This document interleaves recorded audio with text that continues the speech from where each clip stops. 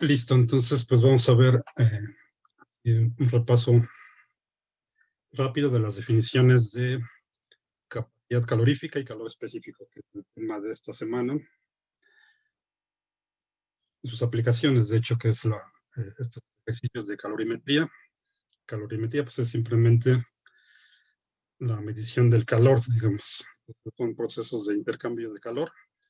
Les había puesto ahí en las actividades de la semana un resumen así rápido para que se acuerden de la ley cero. Acuérdense que el calor pues, es simplemente energía en tránsito de un sistema que está a mayor temperatura hacia un sistema que está a menor temperatura. Eventualmente, pues alcanza el equilibrio térmico y ambos sistemas pues, van a estar en una temperatura final común.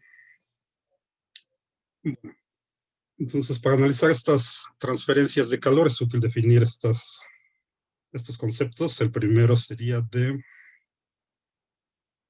capacidad calorífica.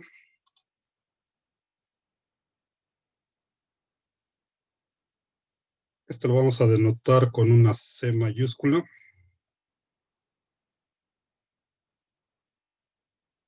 Vamos a ponerle así. Y lo definimos como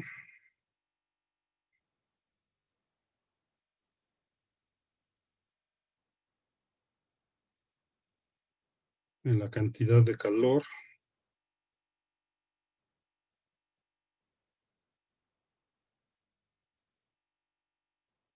vamos a ponerle necesaria para elevar la temperatura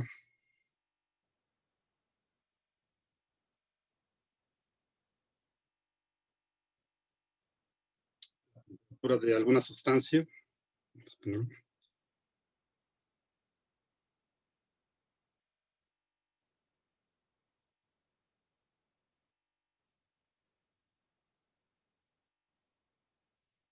1 grado centígrado, lo tomamos ahorita. También podría ser 1 grado en un Kelvin. Vamos a definirlo ahorita así. Entonces, esto es simplemente calor entre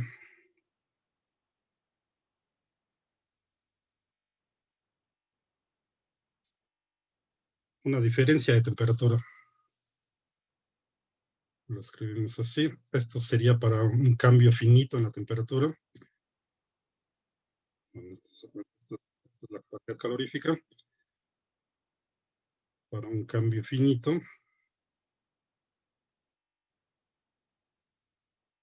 También podemos escribirlo en forma infinitesimal. Si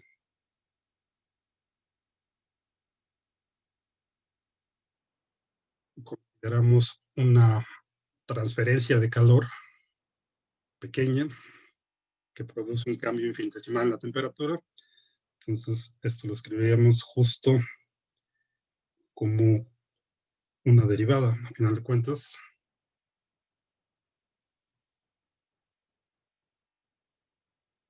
Esto sería un cambio infinitesimal en la temperatura. En vez de ponerle cambio, mejor voy a poner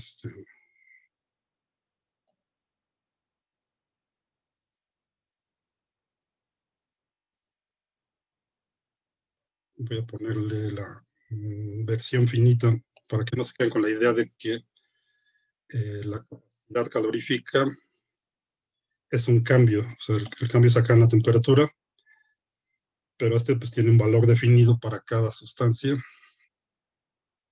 y dependiendo también de la masa que tengamos de la sustancia. Entonces, esto sería para la forma finita, vamos a ponerlo así.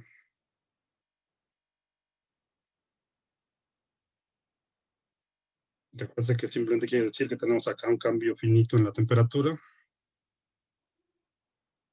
la cantidad de calor que produce ese cambio finito en la temperatura y la forma infinitesimal entonces es esta de acá.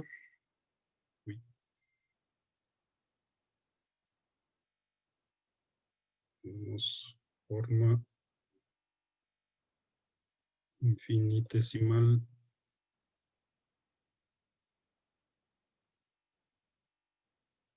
y esto pues simplemente sería la cantidad de calor necesaria para producir un cambio infinitesimal en la temperatura para una cierta sustancia. ¿Okay? Acá hay una cuestión con tomar una diferencial del calor. Vamos a ver, bueno, como ya habíamos visto, cuál es el calor. No es una propiedad de los objetos ni de los sistemas, es energía en tránsito. Entonces acuérdense que los objetos no tienen calor, los sistemas no tienen calor. Los cambios así escritos de manera infinitesimal, como las derivadas de cálculo, están asociados a las variables de estado, a las funciones. Pues que la temperatura, la presión, el volumen pues son variables de estado que tienen valores definidos cuando el sistema está en equilibrio. Acá pues no podemos decir que el sistema tenga calor, pero de todas formas vamos a utilizar esta notación de diferencial. En algunos libros pues acá le ponen una rayita o utilizan una delta para indicar que esto no sería una diferencial exacta en el sentido matemático. Pero esos detalles los vemos más adelante, cuando le ponemos esto al gas ideal. Aquí tenemos la forma finita, la forma infinitesimal.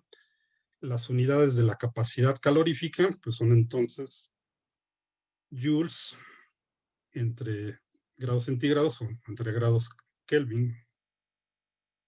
Pues estas dos tienen las mismas unidades.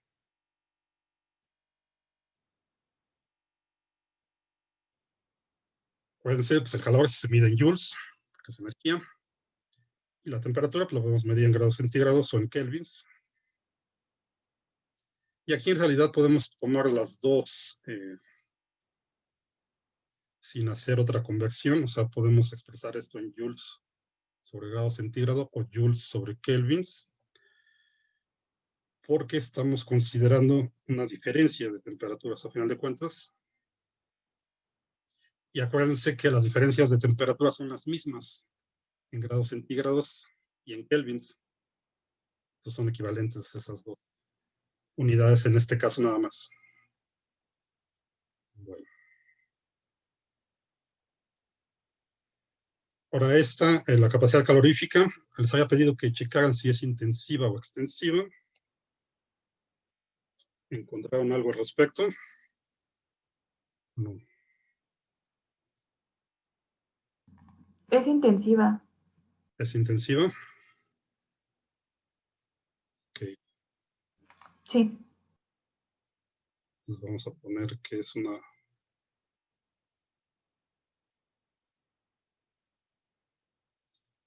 propiedad intensiva. ¿Por qué sería intensiva? Porque no depende de la cantidad de la materia. Y en este caso, ¿qué creería que pasara si tienen, por ejemplo, si tenemos, digamos, medio kilo de cobre y luego lo aumentamos a 1 kilo de cobre, ¿va a cambiar la capacidad calorífica o no? No, es la misma. En este caso sí cambia la capacidad calorífica porque aquí no estamos especificando la masa. Entonces, si nuestro sistema es más grande, va a tener mayor capacidad calorífica. ¿Okay?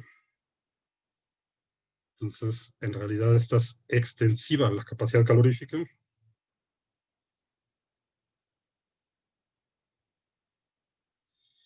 Y bueno, esto del nombre de capacidad calorífica, pues es por cuestiones históricas también.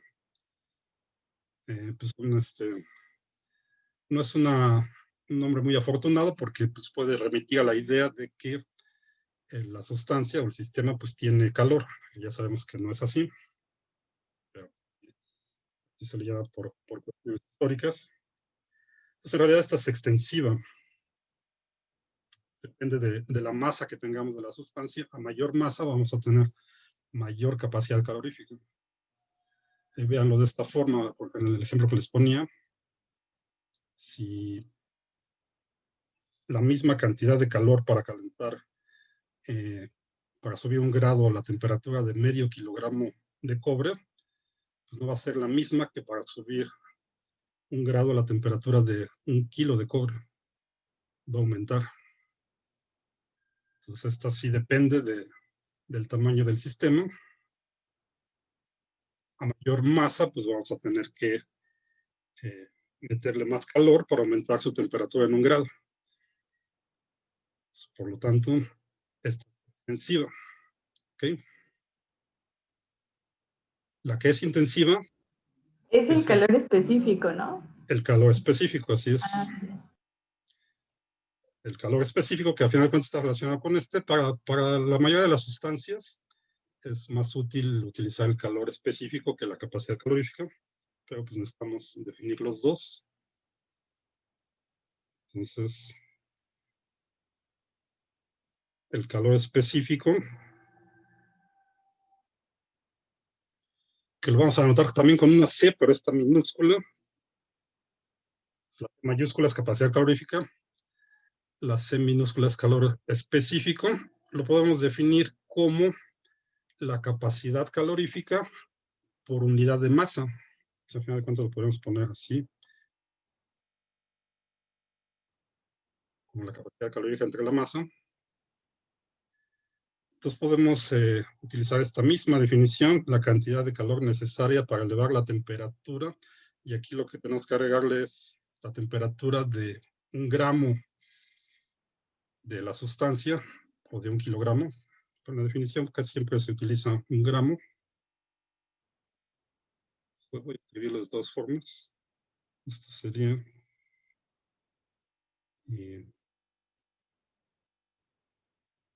la cantidad de calor necesaria para elevar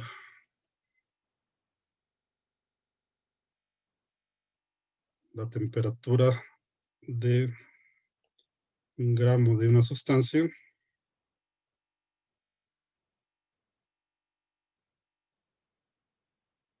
un grado centígrado. Al final de cuentas, pues es capacidad calorífica por unidad de masa. La forma finita, entonces, de este pues, sería el calor entre la masa por el cambio de la temperatura. Simplemente esto, la capacidad calorífica que ya tenemos aquí, la dividimos entre la masa. Nos queda aquí. Esta sería la forma finita.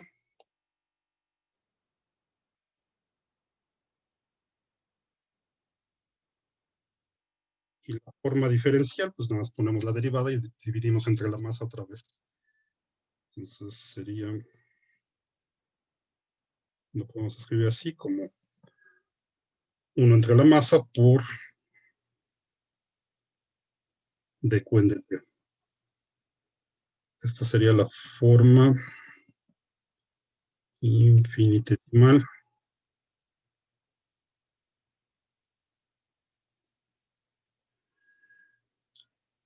Esta entonces tiene unidades de joules entre unidades de masa por unidades de temperatura. Aquí esta va a tener unidades de joules entre, así como la definición pues sería gramo por grado centígrado. Esto pues también lo podemos poner igual, es equivalente a tener joule entre gramo por kelvins. O pues acá también puede aparecer kilogramo. Lo único que metemos ahí es la unidad de masa. Y acá podemos intercambiar así grados centígrados y kelvin simplemente porque estamos considerando diferencias de temperatura mismas en ambas escalas. Bueno, y esta pues es una propiedad intensiva, porque aquí ya estamos especificando qué valor toma para una cantidad de masa. Entonces, si el sistema aumenta, este valor va a seguir siendo el mismo, porque es la referencia que ya tenemos.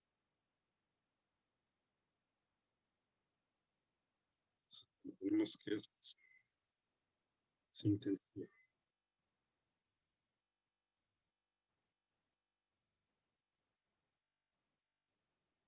No más que propiedad, pues este sería, bueno, voy a dejarle así propiedad.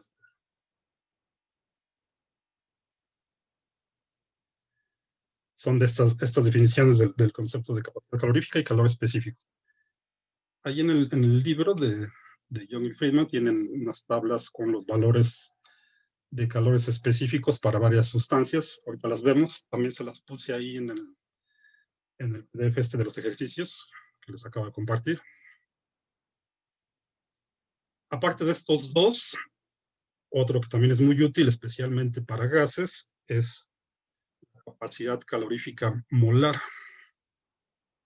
Entonces, esa tiene la misma definición del calor específico, pero cambiamos masa por número de moles.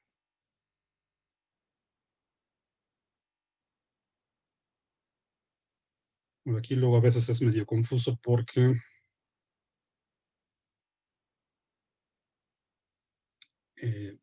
tiene el nombre de capacidad calorífica, pero en realidad es más parecido o es análogo al calor específico. A veces también se le llama calor específico molar. No importa mucho, pero tengan cuidado con las definiciones, como le llaman en los libros. En el texto que estamos siguiendo, creo que también le llaman capacidad calorífica molar. Y es simplemente intercambiar el calor específico en la definición de calor específico. Ya no la escribo toda otra vez.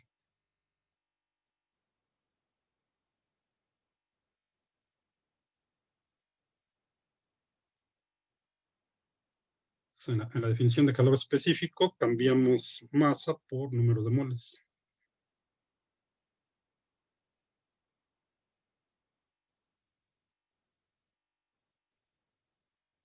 Que lo denotamos con una N minúscula. Y a eso le llamamos capacidad calorífica molar. Entonces, su definición pues, es análoga a la del calor específico, aunque le llamemos capacidad calorífica. Pero acuérdense entonces, si estamos hablando de capacidad calorífica molar, es análoga al calor específico. Entonces, y la notación, pues esta también voy a anotarla con una letra mayúscula igual.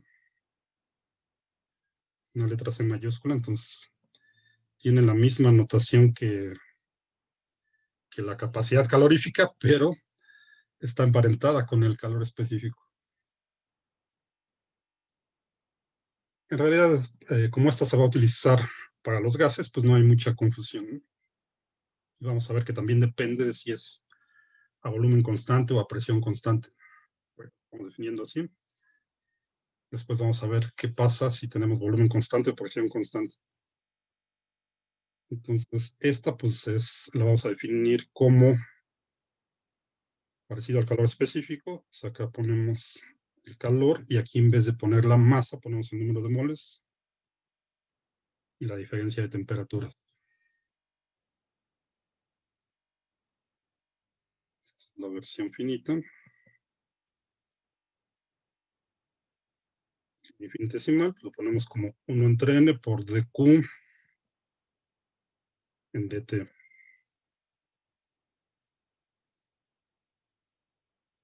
Y esta que sería intensiva o extensiva.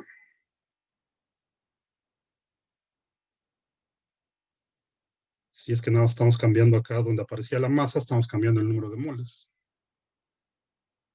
El número de moles sabemos que es extensivo igual que la masa. O sea, a final de cuentas, en cuanto a las propiedades de intensivo extensivo, pues esta también es intensiva.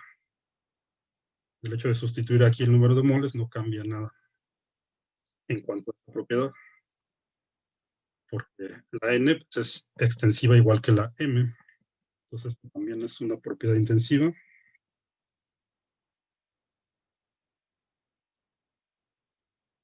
Y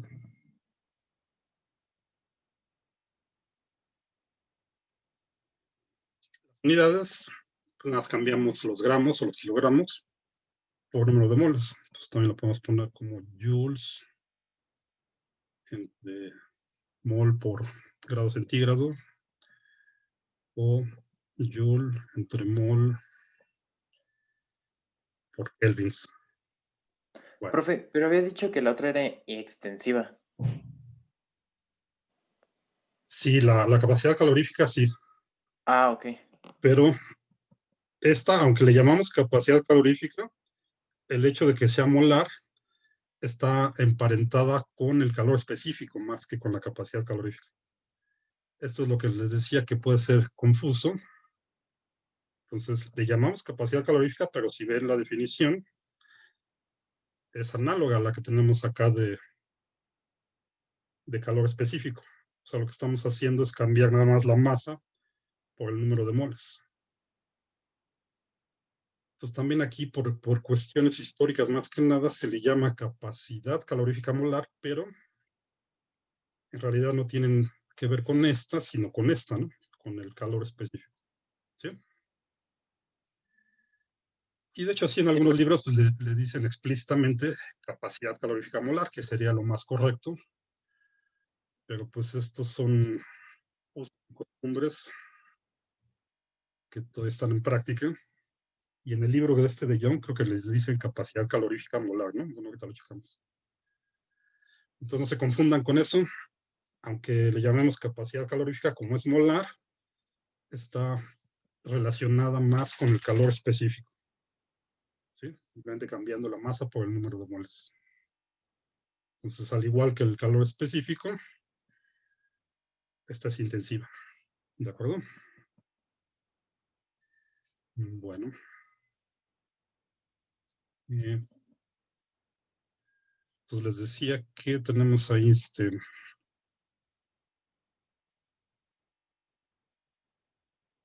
hay unas tablas de, o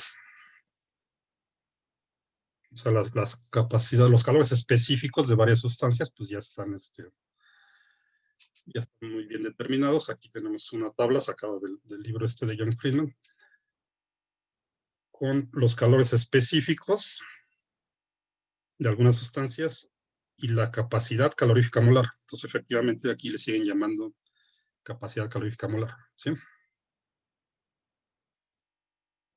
Bueno, aquí está en kilogramo. Estas están medidas en kilogramo para pasarlo a unidades de joules entre gramo por Kelvin. Pues habría que convertir los kilogramos a gramos nada más. ¿Okay? Pues aquí tenemos los calores específicos de varias sustancias.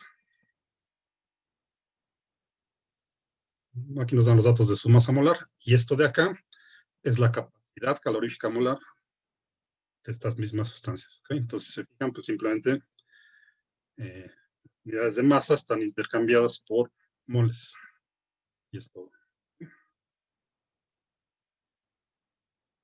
Bueno, entonces nada más tengan cuidado con eso. Aunque le llamemos capacidad calorífica molar, está relacionada con el calor específico. Bueno, y esto de acá tiene que ver con los cambios de fase, entonces esto nos sirve. Voy a regresar también.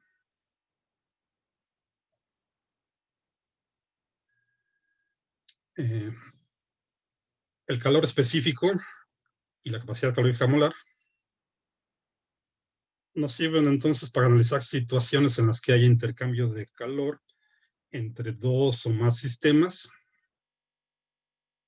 y podemos ver de esa forma, encontrar, por ejemplo, cuál sería la temperatura final común del sistema si los ponemos en contacto. Nos permite medir cuál sería el calor específico de alguna sustancia que no conozcamos. Y eso es justo lo que se hace en estos ejercicios de calorimetría. O sea, como les decía entonces, calorimetría pues es simplemente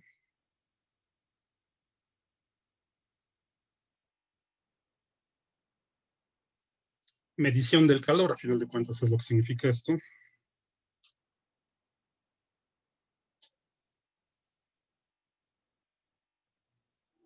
Y lo que vamos a aplicar aquí en este tipo de ejercicios es simplemente la conservación de la energía. ¿Sí? Entonces, digamos que tenemos varios sistemas que están a distinta temperatura, los ponemos en contacto, y entonces va a haber transferencia de calor entre los sistemas. Después de un cierto tiempo, pues van a alcanzar el equilibrio todos juntos en un solo sistema y van a tener una temperatura final común. Y lo que pasa ahí entonces, si esos sistemas los aislamos a su vez del exterior, entonces pues, la energía se conserva. O sea, no, ya vistos todos juntos, no se pierde ni se gana calor con el ambiente, con los alrededores. Entonces se conserva la energía. Lo que pasa entonces es que si tenemos, digamos,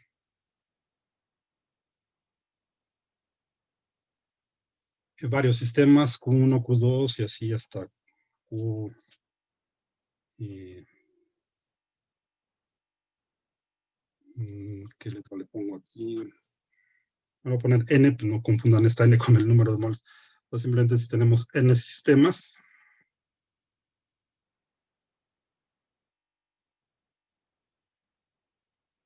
y luego los ponemos en contacto, entonces va a haber transferencias de calor ahí entre ellos, pero todo eso se conserva, o sea, la suma de todos esos calores tiene que ser cero, porque los que estén a mayor temperatura, pues van a perder energía, pierden calor. Los que estén a menor temperatura, pues van a ganar energía porque ganan calor de los que están a mayor temperatura. Entonces, en conjunto, sumados, todo esto nos debe dar cero. Entonces, si lo escribimos así, como la suma de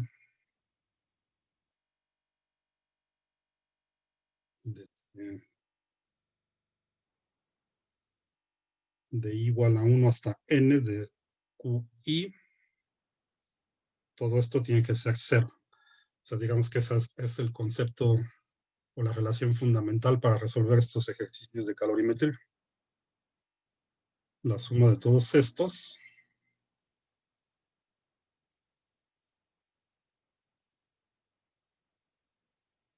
tiene que ser cero.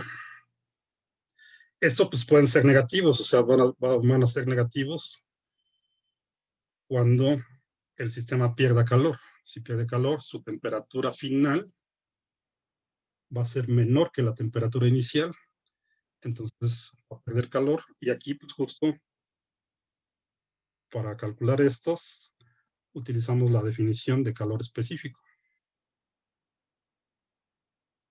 O sea, cada una de estas QIs la podemos sustituir por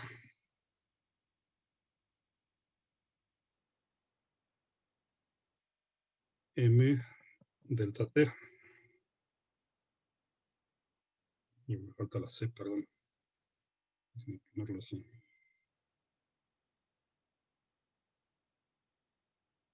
El calor específico por la masa o el cambio en la temperatura. O sea, simplemente despejar la Q de la definición de calor específico que acabamos de ver.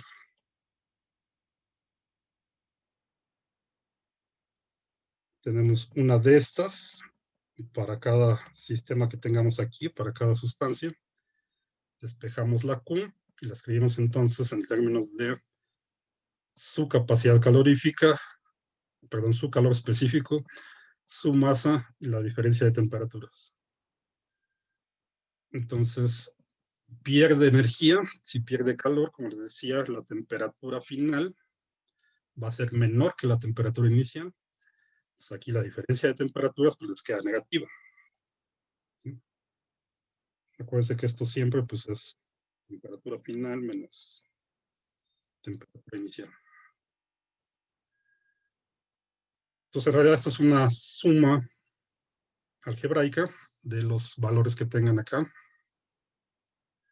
Los que pierden energía, pues quedan negativos.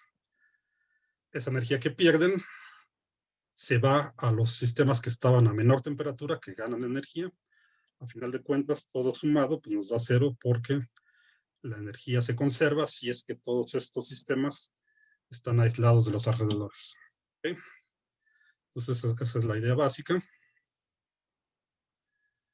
Ahora puede suceder también que tengamos un cambio de fase.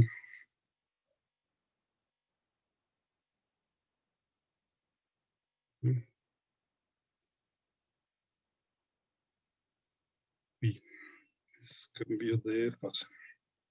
Si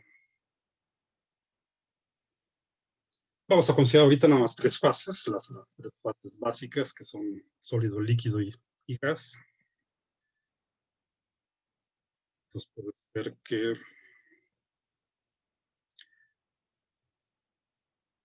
haya cambio entre que alguna de estas sustancias o estos sistemas cambien de fase, de sólido a líquido, de líquido a gas, de sólido a gas, o al revés, de gas a líquido.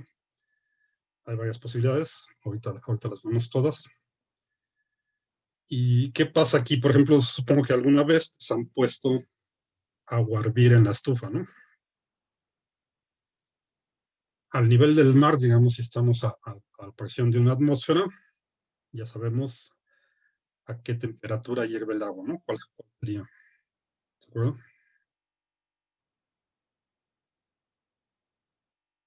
O sea, a qué temperatura se produce el cambio de fase de líquido a gas en grados centígrados a una atmósfera de presión. ¿Ya nos acuerdan cuánto es?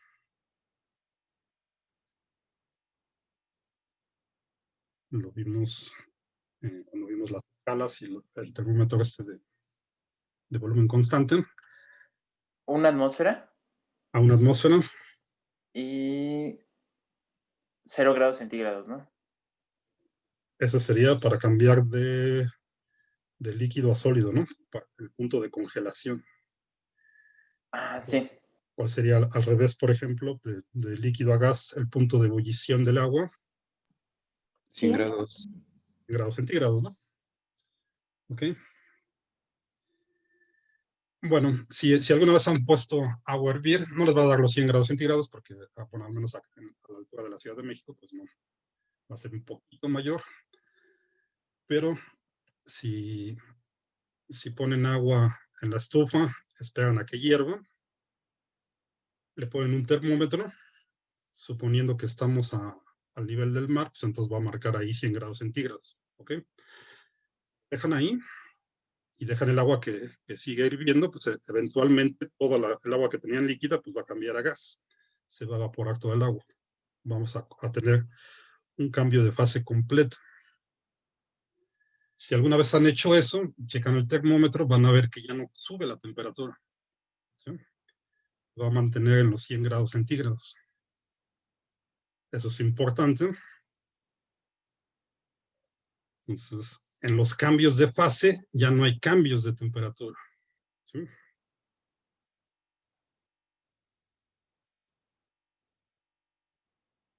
Hasta que se complete el cambio de fase, ¿no? Una vez que toda el agua ya hirvió, ya se hizo gas, pues si siguen teniendo ahí en la estufa, pues entonces ahora sí va a seguir aumentando su temperatura y demás.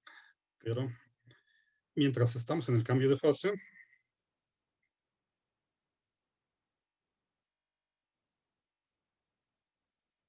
la temperatura permanece constante, ¿sí?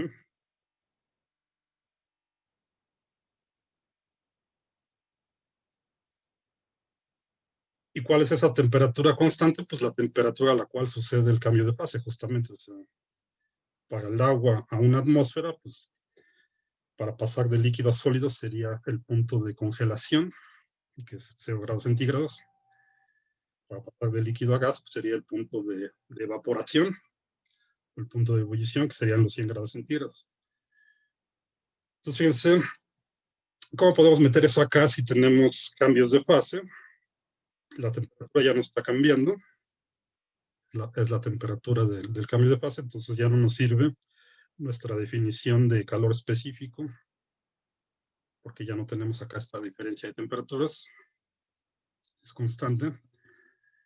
Entonces, a esto le llamamos el calor latente.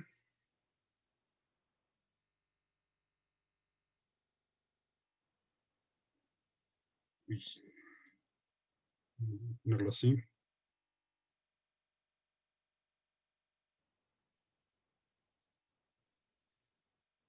calor latente, que puede ser de fusión o de evaporación, dependiendo del cambio de fase que tengamos.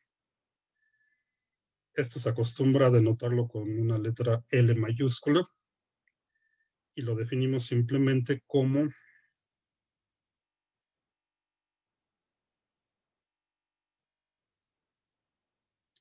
la cantidad de calor suministrada entre la masa que tengamos de la sustancia. Entonces, aquí ya no tenemos un cambio en la temperatura porque estamos en el cambio de fase.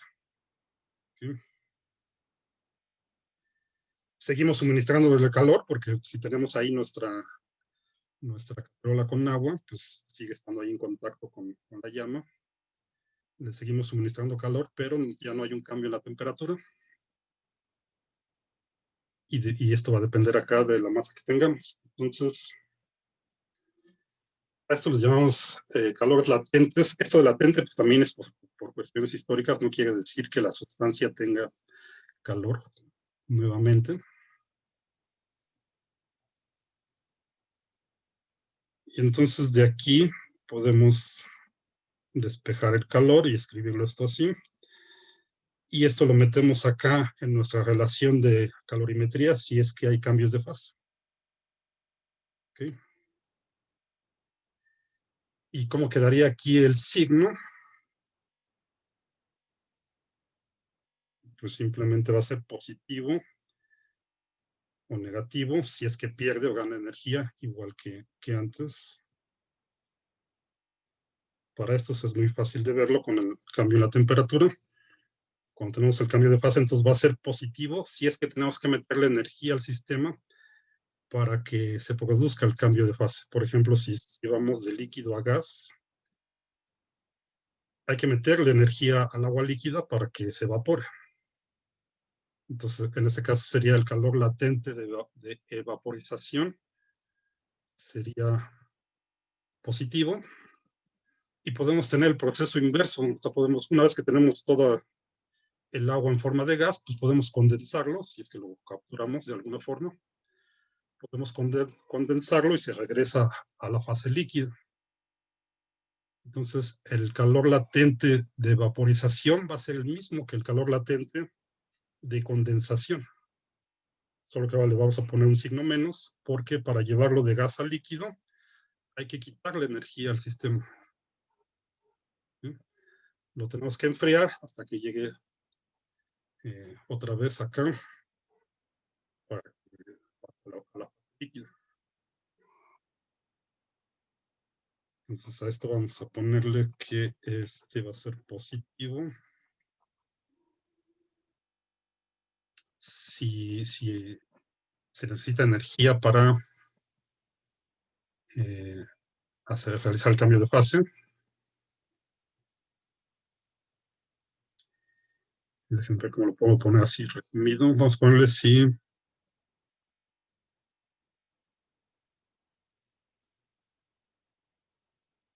entra energía, vamos a ponerlo, ¿no? ¿Sí? Entonces, si se necesita meterle energía al sistema para que se produzca el cambio de fase. Y va a ser negativo si hay que sacarle energía al sistema para que se produzca el cambio de fase. ¿Okay? Tal vez sería mejor ponerle si gana energía o si pierde energía. Bueno, es lo mismo, ¿no?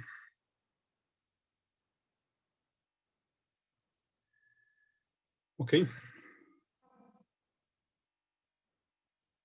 Entonces, esto nos da los signos que tenemos que meter acá en los ejercicios de calorimetría si es que hay cambios de fase.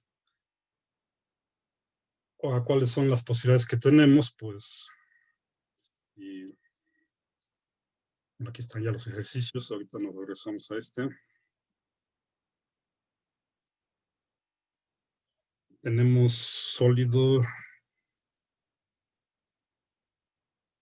Lo pongo aquí a ver si puedo hacerlo así como una especie de tabla.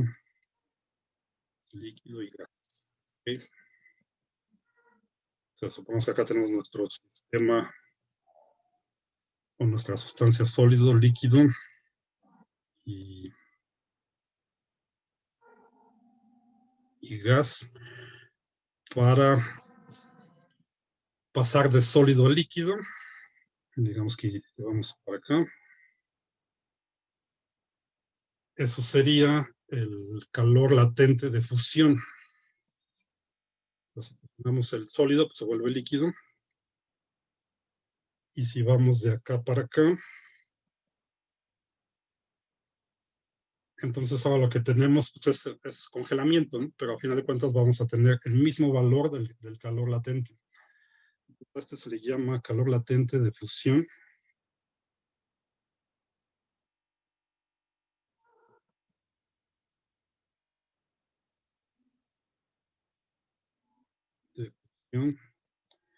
Voy a ponerlo así como un valor absoluto. Luego se acostumbra a ponerle un subíndice para indicar de qué es. Calor latente de fusión. Se ocupa el mismo valor, ya sea que pasemos de sólido a líquido o de líquido a gas, perdón, de líquido a sólido. Y simplemente si vamos hacia la derecha, en este caso, o sea, si tenemos la fusión tal cual, pues tendríamos este valor positivo. Si lo estamos congelando,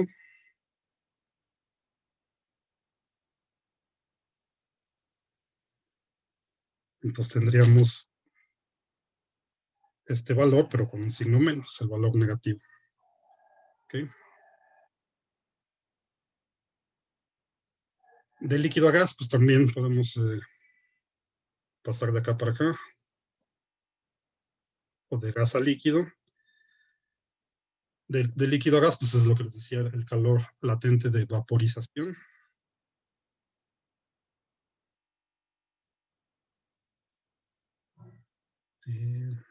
Evaporización o vaporización. Bueno, vamos a ponerle así. También se le llama de ebullición. Entonces, este pues tiene un único valor para los dos, en valor absoluto. Vamos a ponerle LE. Y vamos de líquido a gas, pues tenemos justo la vaporización. Si vamos para acá.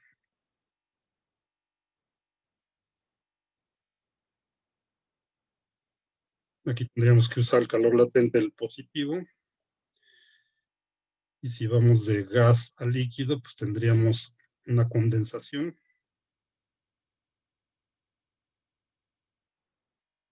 Y este es el mismo valor, pero con un signo menos negativo. Ok. Y bueno, pues también podemos tener de sólido a gas, por ejemplo. Si pasa de sólido directo a gas,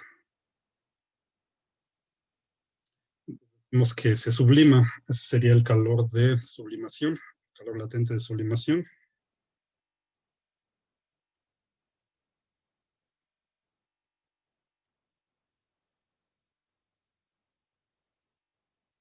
Sería para pasar de sólido a gas. Entonces, en valor absoluto, pues le ponemos LS. Si vamos para acá, pues tendríamos justo el calor latente de sublimación. O sea, tendríamos la sublimación tal cual. LS, si vamos del gas al sólido, entonces también sería como una condensación. No tiene un nombre particular. Vamos a ponerle condensación.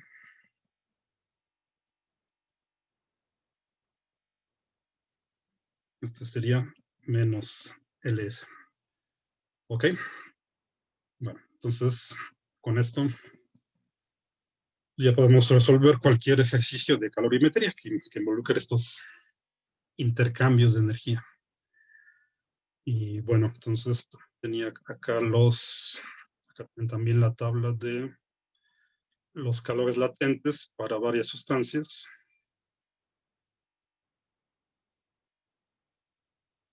Los dos más comunes, que son de de fusión y vaporización. Entonces, se escribe vaporización y no evaporización. Ahí corríjanselo. Le puse evaporización, pero es vaporización. Bueno. Entonces, fíjense, estos pues tienen unidades de energía entre masa, pues es justo la definición de calor entre la masa. Acá, estas primeras columnas pues, son los puntos de fusión de varias sustancias, ¿no? En kelvins y en grados centígrados, las temperaturas de fusión. Y acá pues, tenemos los calores latentes de fusión para las distintas sustancias. Y esto de acá es análogo, pero para el calor de vaporización. Entonces acá están las temperaturas de ebullición de todas estas sustancias en kelvins y grados centígrados, y acá sus calores latentes de vaporización. Aquí en la tablita no están los de sublimación, pero también se pueden consultar. Bueno, entonces esto es todo lo que necesitamos saber y ya podemos resolver entonces este tipo de ejercicio. Creo que no nos va a dar tiempo de hacer todos. Vamos a hacer al menos uno y les pongo los otros resueltos, ¿no? Entonces fíjense aquí, el primero, queremos, para determinar el calor específico de una aleación, se calienta una muestra de la aleación, una muestra de 0.15 kilogramos, se calienta hasta que alcanza una temperatura de 540 grados centígrados, e inmediatamente después se sumerge en un calorímetro de aluminio. Este calorímetro tiene una masa de 0.2 kilogramos y pues tiene agua con una masa de 0.4 kilogramos. La temperatura del agua es de 10 grados centígrados. Entonces, pues está a una mayor temperatura, lo vamos a meter en agua. Un calorímetro es simplemente un recipiente que esté aislado del exterior. De hecho, este es lo que van a usar en la segunda práctica que van a hacer. Y van a necesitar justo este procedimiento. ¿Okay? Porque así pueden determinar, por ejemplo, cuál es el calor específico de una sustancia que no conozcan. Entonces aquí no sabemos cuál es el calor específico de esta aleación. Toman una muestra, la calientan para que suba su temperatura. Inmediatamente la sumergen en el calorímetro que tiene agua, ¿sí? Que queda aislado, es un recipiente que está aislado del exterior. Esperan un tiempo hasta que ya no cambie la temperatura. Los calorímetros pues llevan ahí un termómetro. La temperatura entonces va a cambiar. El metal, la aleación en este caso, pues va a perder energía y el agua pues va a ganar energía. Al final pues van a tener la temperatura de equilibrio, ya va a ser la misma para el sistema, tanto la aleación como el agua pues van a estar a una misma temperatura final, que de hecho aquí ya no las dan. Es esta de 30.5 grados centígrados. Con esos datos, ¿cómo podrían encontrar el calor específico de la aleación? Entonces este sería un problema típico.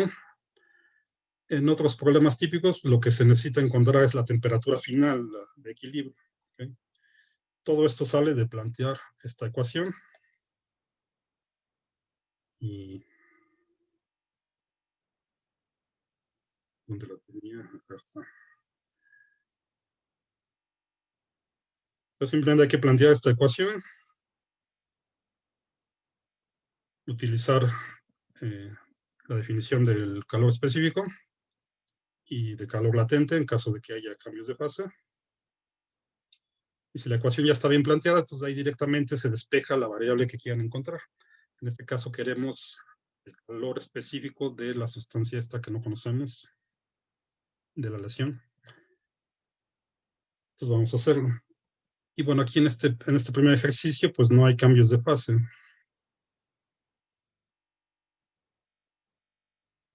Puede ser que al sumergir la aleación esta en el agua, pues parte del agua se evapora. ¿Sí? Vamos acá.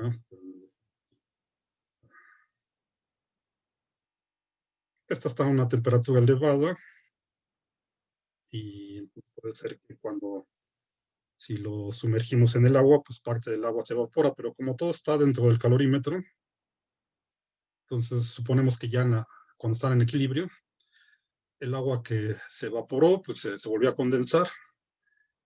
Podemos olvidar entonces del cambio de fase, o sea, no vamos a perder en nada del agua que se evapora, porque está encerrado en el calorímetro. Bueno, no es necesario utilizar cambios de fase, simplemente hay que plantear la ecuación esta. Entonces, ¿qué tenemos? Tenemos tres sistemas, lo podemos ver como tres sistemas o tres sustancias. Tenemos la aleación, tenemos también el calorímetro propiamente, que aquí sí hay que considerarlo. En algunos problemas se desprecia el cambio de temperatura del calorímetro. Por ejemplo, si este fuera de plástico o algún material adiabático, entonces podríamos despreciarlo. Aquí pues lo vamos a tomar en cuenta. Entonces tenemos el calorímetro y tenemos el agua.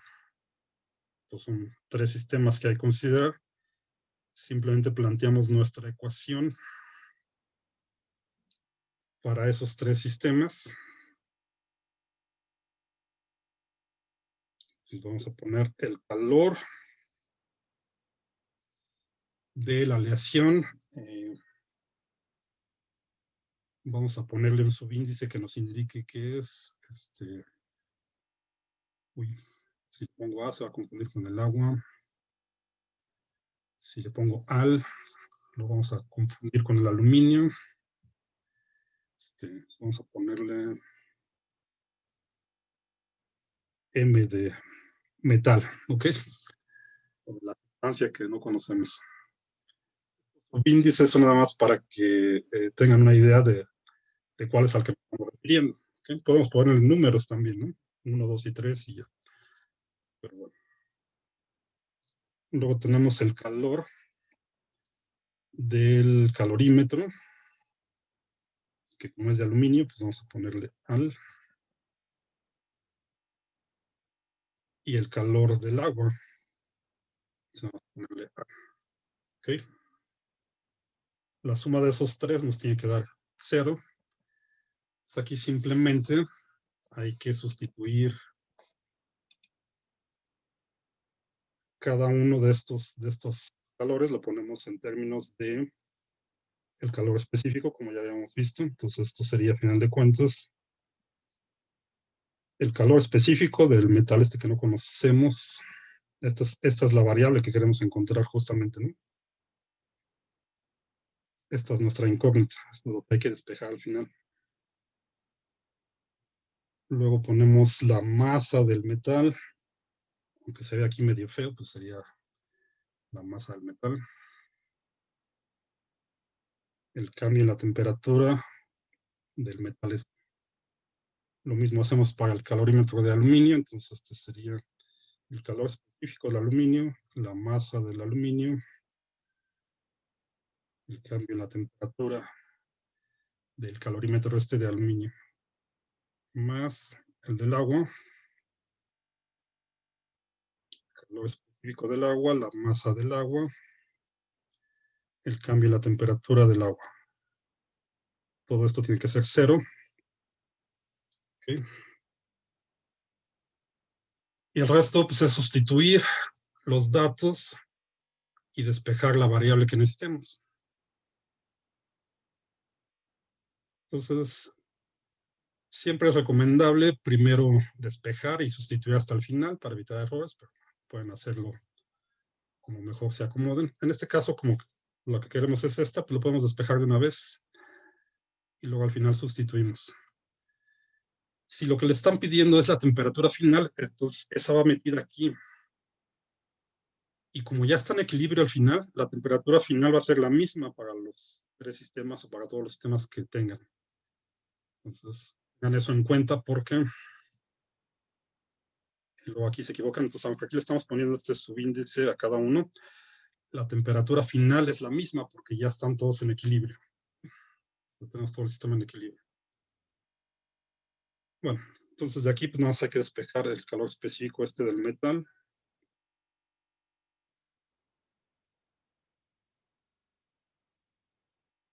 Voy a ponerlo más para acá.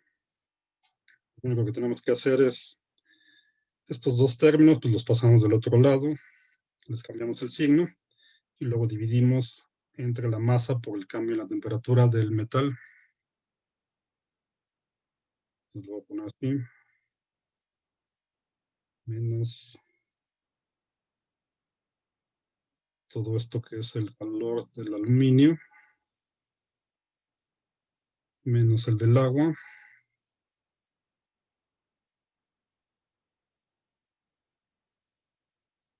Y todo dividido entre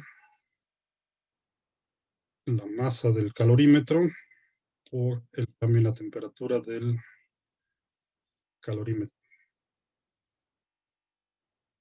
Todo esto nos debe dar el calor específico que no conocemos. Justo así es como van a calcular ustedes en la práctica también el calor específico de alguna cosa que no conozcan. Bueno, creo que va así. Lo que van a hacer en la práctica, digo, eso lo fijamos bien la siguiente vez. Entonces ya nada más hay que sustituir los datos. Los calores específicos los tomamos de las tablas. Entonces tengan siempre ahí a mano sus tablas. Están en el libro de Johnny Freeman. De todas formas les voy a subir ahí en Ubiqua estas tablas que ya les puse aquí. Ahorita para no regresarme lo voy a checar acá. El calor específico del aluminio, si lo buscan ahí en la tabla.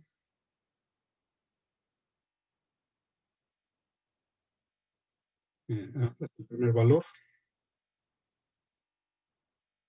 Vamos a dejarlo en kilogramos. Es de 910 joules sobre kilogramo por Kelvin. ¿Okay? Entonces lo escribimos como... Vaya revisando ustedes también ahí en la tabla, ¿no? Para que no me equivoque. Este menos es el que ya viene de aquí. Luego ponemos el calor específico del aluminio. Entonces, 910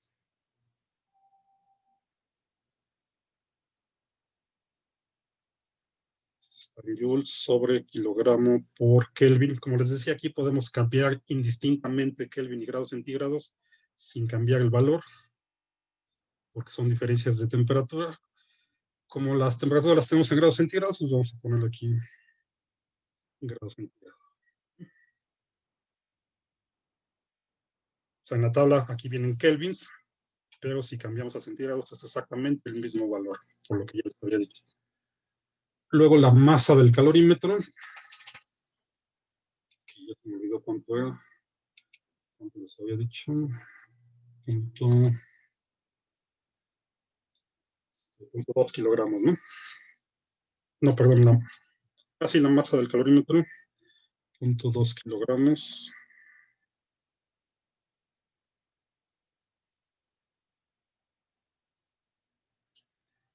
Y luego viene la diferencia de temperaturas del calorímetro.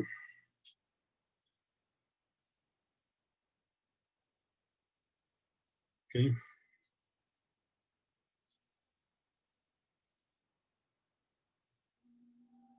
Esa, déjenme ver dónde la teníamos.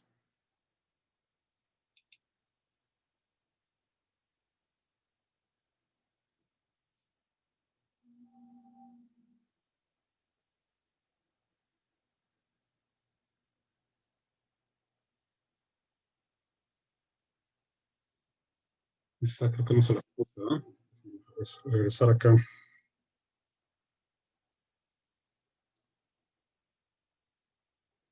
No la veo aquí. Ah, bueno, sí está. Esta está de es la misma que la del agua, ¿no? O sea, vamos a suponer que el calorímetro, que es el que contiene el agua, pues está en equilibrio térmico con el agua, ¿ok? Entonces, tanto el calorímetro como el agua están a 10 grados centígrados.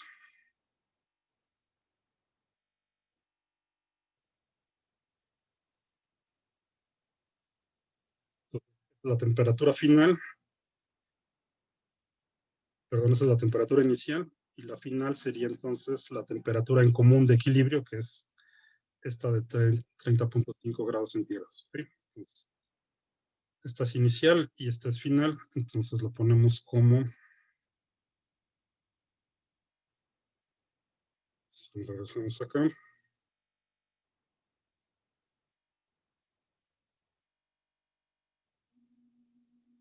30.5 grados centígrados menos 10 grados centígrados. La temperatura final menos la inicial. Todo esto, pues, es esta parte de aquí, ¿ok? Falta este de acá. Vamos a ponerlo ahí. Vean en la tabla el calor específico del agua líquida, porque si está en sólido, en hielo, cambia. Entonces, ahí en la tabla también lo tenemos, el último valor, creo, ¿sí? Es de 4190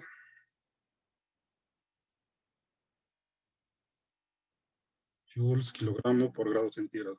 ¿Okay? Luego ponemos la masa del agua que teníamos, que esa les había dicho que era 0.15, ¿no? No. Y 0.4 kilogramos. La diferencia de temperaturas del agua, la voy a poner aquí, que se vea feo, porque no queda acá. Que es esta misma a final de cuentas, ¿no? Porque tanto el calorímetro como el agua están a la misma temperatura. Tenemos 30.5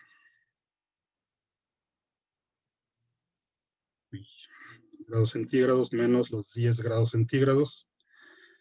Y todo esto está dividido entre la masa de la aleación por la diferencia de temperaturas de la aleación. Entonces aquí teníamos nuestra muestra de 0.15 kilogramos.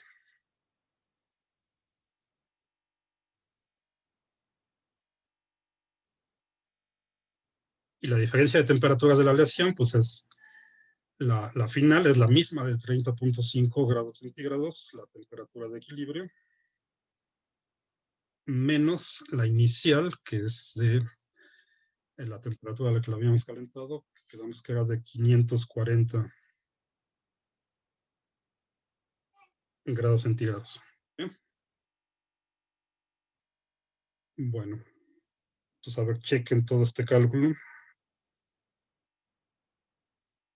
A ver cuánto les da.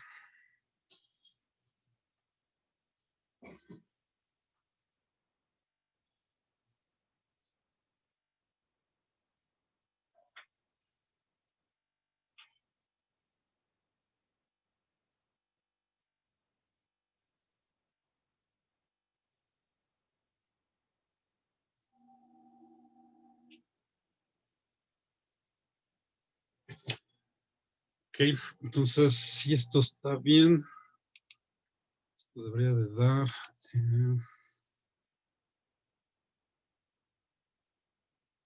alrededor de 500. A mí me dio 498.38. Muy bien. 498.38. Vamos a dejar en 0.4.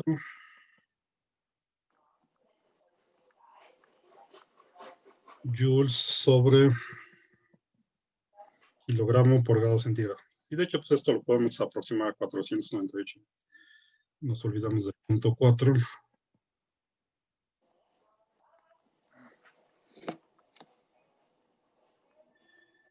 Esta pues sería la capacidad calorífica, perdón, el calor específico de la aleación, ¿okay? O sea, el calor específico que no conocíamos. ¿Bien? Y ya está. Entonces, todos estos ejercicios de calorimetría son así de este tipo, de plantear la ecuación, sustituir los calores específicos y despejar la variable que se necesita. Sustituyen los datos y ya está. Bueno, vamos a hacer el segundo. Creo que si nos da tiempo de hacer el otro.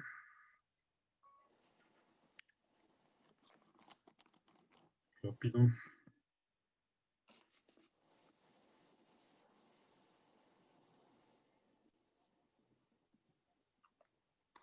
Entonces, fíjense, aquí tenemos un pedazo de hielo de medio kilo que está a menos 10 grados centígrados, que sumerge en 3 kilogramos de té, que está a 20 grados centígrados. Encuentra la temperatura final del sistema si suponemos que se derrite todo el hielo. Entonces aquí tenemos un cambio de fase. Lo único que cambia es que hay que meter ahí el calor latente. ¿Okay? Parece que es mucho hielo, pero son 3 kilogramos de té. Serían como unos 3 litros, ¿no? Ahora aquí, siempre que tengamos cosas de este tipo, pues lo podemos tomar como si fuera agua a final de cuentas, ¿no? El té, pues, lo podemos tomar como el calor específico del té que no conocemos, ni siquiera sabemos qué tipo de té sea. Lo tomamos como el agua líquida, ¿sí? Y no pasa nada. Ya tenemos todos los demás datos. Entonces hay que plantear la ecuación. Entonces fíjense aquí qué va a pasar. Aquí tenemos, inicialmente el hielo está a menos 10 grados centígrados. ¿Okay? Entonces de aquí hay que subir la temperatura del hielo para llevarlo a la temperatura de congelamiento, que son 0 grados centígrados. ¿Sí? Entonces vamos a tener una primera parte, una primera transferencia de calor para llevar el hielo de menos 10 grados a 0 grados centígrados. Luego vamos a tener otra transferencia de calor. Una vez que ya está a 0 grados centígrados, ahí es a donde empieza el cambio de fase. Entonces ahí tenemos que meter el calor latente para que se funda el medio kilo de hielo. Esa sería otra Q en nuestra ecuación. Aunque son del mismo sistema, porque estamos hablando del hielo, hay que meter dos, una para llevarlo a la temperatura de fusión, para que se realice el cambio de fase, de tomar en cuenta el calor latente, y un tercero para lo que le pasa al té. ¿Sí? Que pues, empieza a 20 grados centígrados y debe de acabar a una temperatura menor, pues ese es el objetivo de ponerle hielo, ¿no? ¿Sí? Bueno, pues vamos a plantearlo así, y lo que tenemos que encontrar es pues justo la temperatura de equilibrio, la temperatura final del sistema. Ok. Vamos para acá.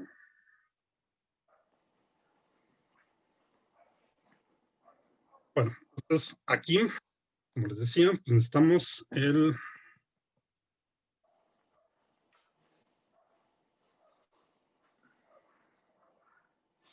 calor del hielo. Vamos a ponerle un subíndice H de hielo para elevar su temperatura hasta el punto de fusión.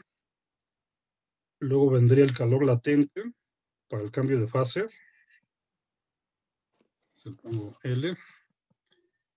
Y el calor del agua, que es el T a final de cuentas, ¿no?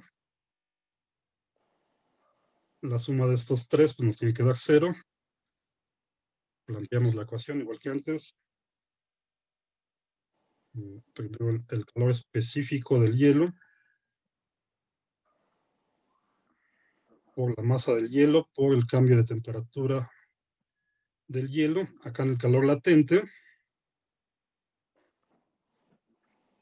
sería simplemente la masa del hielo por el calor latente de fusión.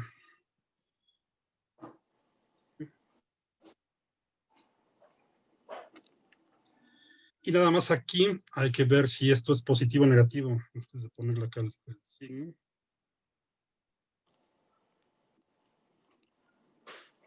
Fíjense, al hielo le tenemos que meter energía o le tenemos que sacar energía para que se disuelva, para que derrita.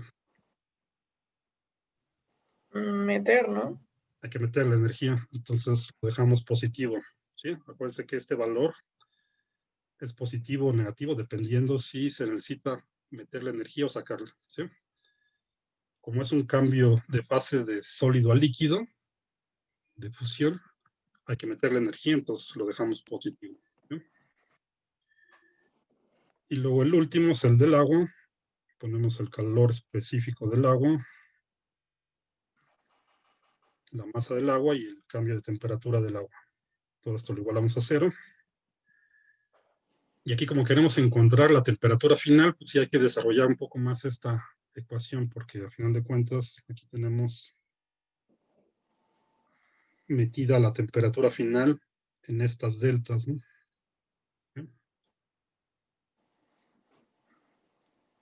Entonces, otra vez ponemos este. Aquí ponemos la temperatura final del hielo. Ah, bueno, no, pero aquí esta parte no es la misma. Esta sería la temperatura inicial del hielo en el punto de fusión. Entonces, esta la dejamos aquí. Voy a dejar así. Estoy poniendo otra vez temperatura inicial del hielo. Sí, acá está la temperatura de equilibrio porque esta es nada más la parte para llevarlo a 0 grados, ¿no? Luego estaría acá, esto lo dejamos igual.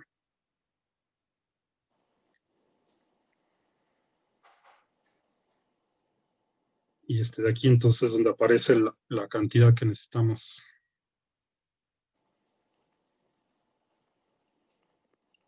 Masa del agua, temperatura final del agua.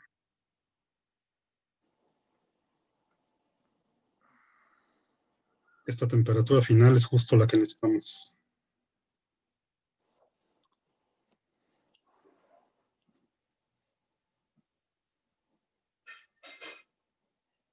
Todo esto lo igualamos a 0. Entonces, lo que queremos está acá, esta va a ser la temperatura de equilibrio. Una vez que ya se derritió todo el hielo, todo lo que queda, todo el líquido va a estar en equilibrio a esta temperatura final.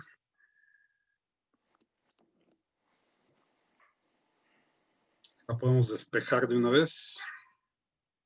Entonces, si ponemos, queremos esta parte, entonces todos estos dos términos los pasamos del otro lado, dividimos entre esto y luego le sumamos esta parte. ¿Sí? Vamos a hacerlo así. Temperatura final menos la temperatura inicial del agua va a ser igual a todo esto menos CHMH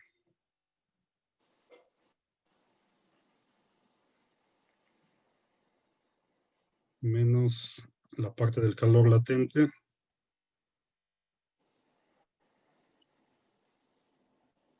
todo esto dividido entre el calor específico del agua y la masa del agua. ¿Sí? Bueno, para que sea más rápido, podemos calcular primero esto. A lo que nos quede, pues nada más le sumamos la temperatura inicial del agua y ya nos da este. ¿Sí? O sea, para ya no volver a escribir todo esto. Entonces vamos a sustituir aquí directamente los datos. El calor específico del hielo, ese búsquenlo en la tablita. Son de 2100 joules. ¿Sí?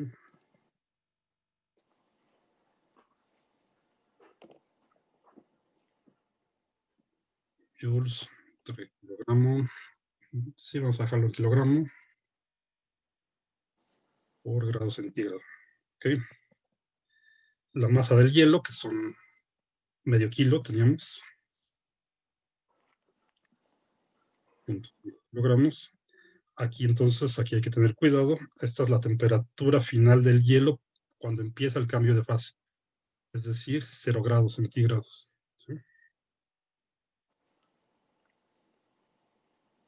La temperatura a la que empieza a derretirse. Menos la temperatura inicial.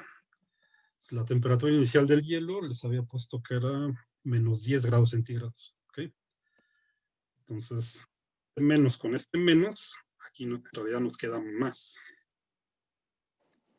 Voy a poner de una vez.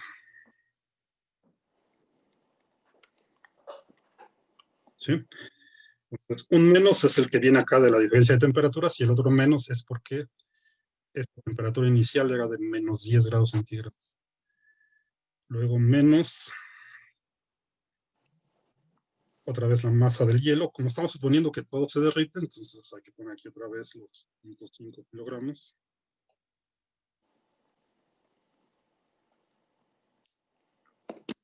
Y el calor latente de fusión del hielo, que eso también lo buscamos en la tabla.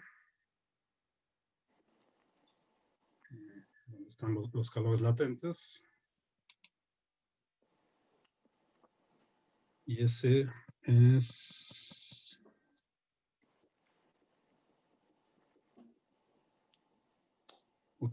Ahí, ¿no?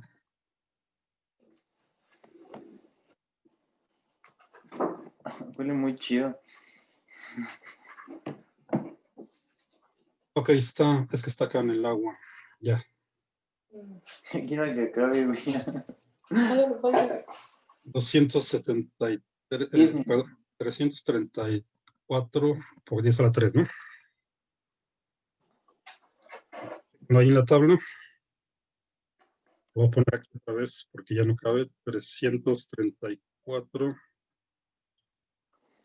por 10 a la 3. Joules entre kilogramo, ¿sí?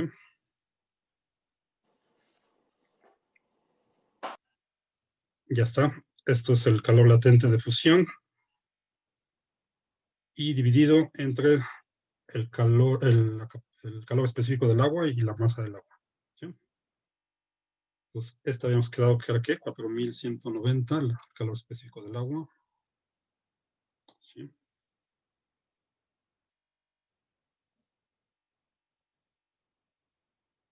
$4,190 joules entre kilogramo grado centígrado por la masa del agua, que eran, ¿qué? 3 kilos, ¿no? Sí.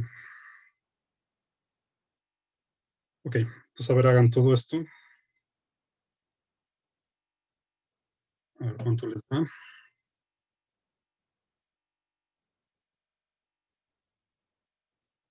Y a lo que quede le sumamos la temperatura inicial del agua.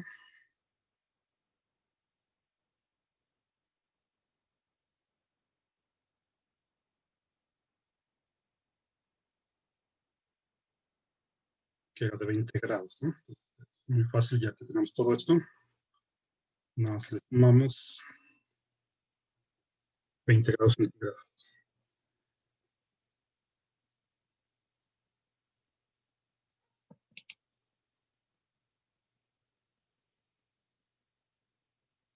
Bueno, ¿cuánto les queda aquí?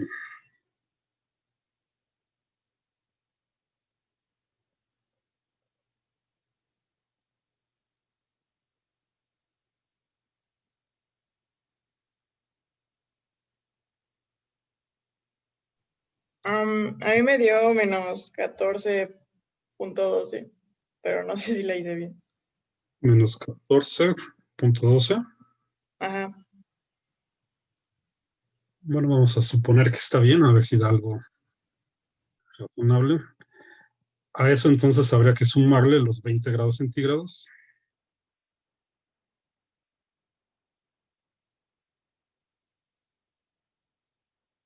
Que es la temperatura inicial del hielo. Ya la pasamos para acá. Y eso nos da la temperatura final, ¿no? Sí, que serían 6 o 5.9 o casi 6, ¿no?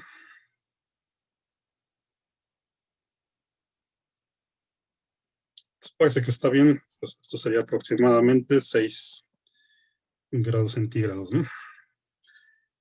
Nada más chequenlo. Sí, de eso.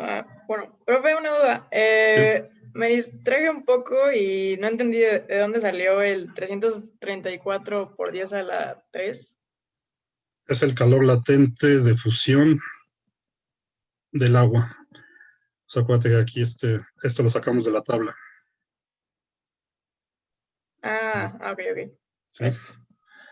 Son los valores que tienen ahí en la tabla. Nada más buscan el calor latente de fusión y tiene este valor.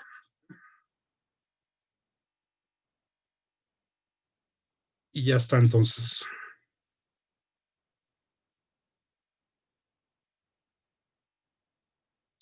Bueno, entonces el efecto de ponerle medio kilo de hielo a nuestros aproximadamente 3 litros de té, pues es enfriarlo de la temperatura ambiente de 20 grados centígrados a unos 6 grados centígrados, ¿no? ¿Qué tendríamos que hacer si lo quisiéramos en 0 grados centígrados? ¿Sería eso posible o no? Para empezar. Que tuvieran el té en 0 grados centígrados, ¿se podría o no se podría? Piénsenlo. A ver si se puede. Y entonces,